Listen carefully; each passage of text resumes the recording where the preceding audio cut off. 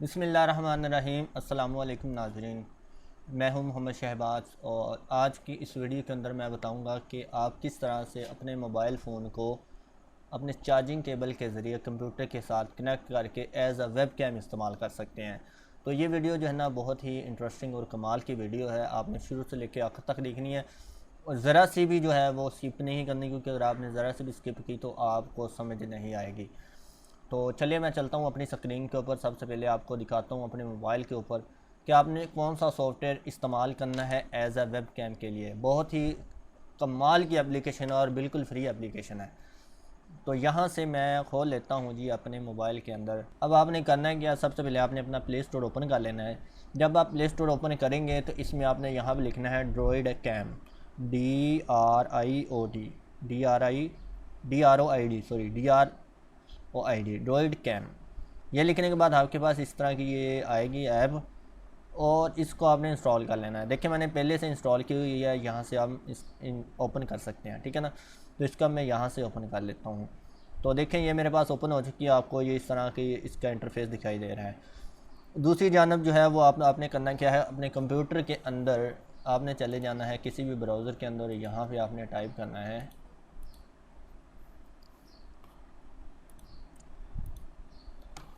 दूसरी जानब आपने अपने कंप्यूटर के अंदर चल जाना और वेब ब्राउज़र के ऊपर आपने टाइप करना है ड्रॉइड कैम क्लाइंट, ठीक है। तो ये जब आप सर्च करेंगे तो यहाँ पे पहले नंबर पे आएगी ड्रॉइड DEV47 ऐप्स, ठीक है। इसको आपने ओपन कर लेना है। ओपन करने के बाद यहाँ पे देखिए दो इसके फीचर्स आ रहे हैं। एक है जी ओनली एंड्रॉयड सपोर्ट और दूसरा है जी एंड्रॉयड एंड ISO सपोर्ट, यानी कि वेब आप जो है मैकबुक के लिए भी इस्तेमाल कर सकते हैं और एंड्रॉयड कंप्यूटर के लिए भी। अगर आपके पास एप्पल का फ़ोन है ना तो आप ये वाला इंस्टॉल कर लें। तो लेकिन मेरे पास कंप्यूटर है तो मैं यहाँ से ड्रॉइड कैम क्लाइंट को इस्तेमाल करूँगा। इसको मैं कर लेता हूँ जी यहाँ से डाउनलोड। तो ये मेरे पास डाउनलोड हो चुका है। यहाँ पे देखें ये डाउनलोड आ गया। तो जहाँ पे देखें मेरे पास डाउनलोड होने के बाद ये पड़ा है और इसको मैंने अब सिंपली इंस्टॉल कर लेना है। इंस्टॉल करने का तरीका बिल्कुल सेम है जैसे दूसरा सॉफ्टवेयर करते हैं, बहुत ही सिंपल और ईजी है। आपने डबल क्लिक करना है। डबल क्लिक करने के बाद यहाँ से देखिए अगर आपके पास विंडो 10 है या 8 है, यस करना है। फिर आपने यहाँ से ये कह रहा है कि आपने पहले से इसे इंस्टॉल किया हुआ है, क्या आप अपडेट करना चाहते हो। मैंने कहा चलो ठीक है रहने दो, मैंने इंस्टॉल किया हुआ है। तो आपने इस तरह से इंस्टॉल कर लेना है। अब इंस्टॉल करने के बाद अब आपने करना क्या है कि अगर तो आप USB केबल के ज़रिए जो है ना कनेक्ट करना चाहते हैं तो आपने इसको USB केबल को अपने कंप्यूटर के साथ लगाना है। तो ये मैंने अपनी USB केबल कंप्यूटर के साथ लगाई। उसके बाद आपने इसको मोबाइल के साथ यहाँ पे लगाना है। अब जब आप मोबाइल के साथ और कंप्यूटर केबल के ज़रिए ऐप को कनेक्ट करना चाहते हैं तो एक बात आपने हमेशा याद रखनी है कि आपने अपने मोबाइल के सेटिंग के अंदर डेवलपर मोड में जाके यहाँ से USB डिबगिंग को ऑन करना है, ये वाली ऑप्शन को, ठीक है। USB डिबगिंग को ऑन करना लाजमी है। तो यहाँ पे देखिए मैंने डिबगिंग ऑन की है। ड्रॉइड कैम को यहाँ से क्लाइंट को ओपन करता हूँ तो ये आ गया जी मेरे पास ड्रॉइड कैम का सॉफ्टवेयर।